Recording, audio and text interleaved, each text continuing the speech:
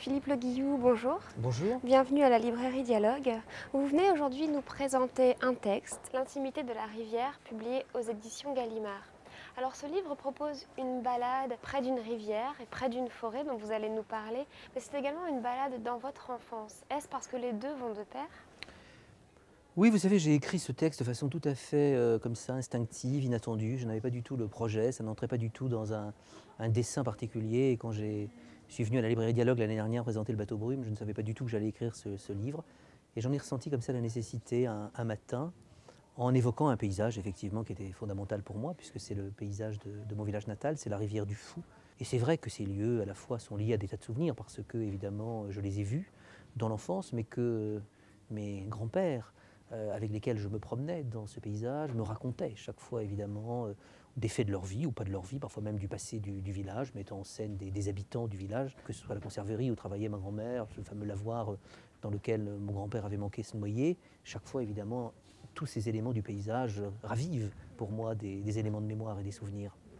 On a le sentiment qu'il existe en effet une sorte de symbiose entre le narrateur et la forêt et la nature. Est-ce que vous avez le sentiment quelque part de comprendre le langage de cette forêt et de cette rivière? Oui, d'une certaine manière, en tout cas, je ne sais pas si je le comprends, mais je dirais que cette forêt et cette rivière me parlent.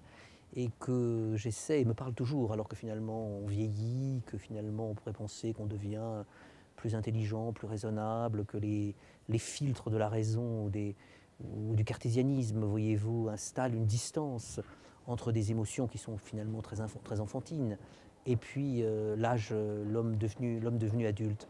Mais je pense qu'une des vertus de ce texte, du moins une de ses intentions, est de montrer qu'il n'y a pas d'écart entre ces émotions et les perceptions que l'on peut avoir.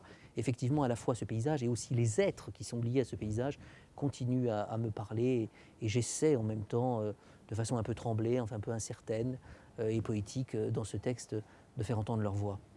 Il y a un parallèle permanent entre la terre, la forêt et l'eau, la rivière. Est-ce que pour vous ce sont des espaces menaçants ou au contraire des ouvertures à toute possibilité?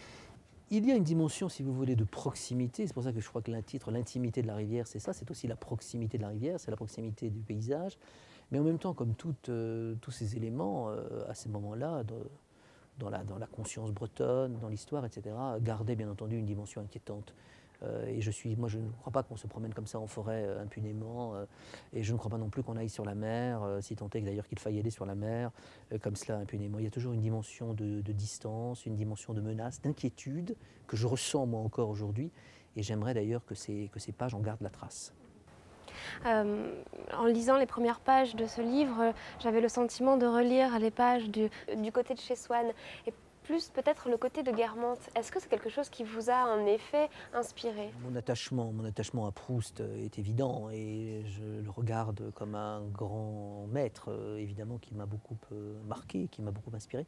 Et je dirais d'ailleurs, si vous voulez, que lorsque j'ai moi-même fait des études de lettres et que j'ai découvert Proust, je dirais que cette lecture, en particulier cette découverte de la Vivonne du côté de chez Swann, d'une certaine manière a peut-être transformé la perception que j'avais moi-même de ce paysage. Je ne savais pas d'ailleurs que finalement, 30 ans après, voyez-vous, j'écrirais l'intimité de la rivière, j'écrirais sur ce paysage. Mais il est évident aussi que, et c'est ça que je voulais dire dans ce livre, il y a à la fois la réalité du paysage, il y a à la fois les souvenirs, mais il y a en même temps aussi tous les filtres qu'à la fois l'expérience, les rencontres, la culture, les lectures, la bibliothèque installent fatalement, je dirais, entre un paysage de l'enfance et finalement un homme vieillissant, qui le regarde évidemment avec aussi tout ce que l'expérience lui a donné.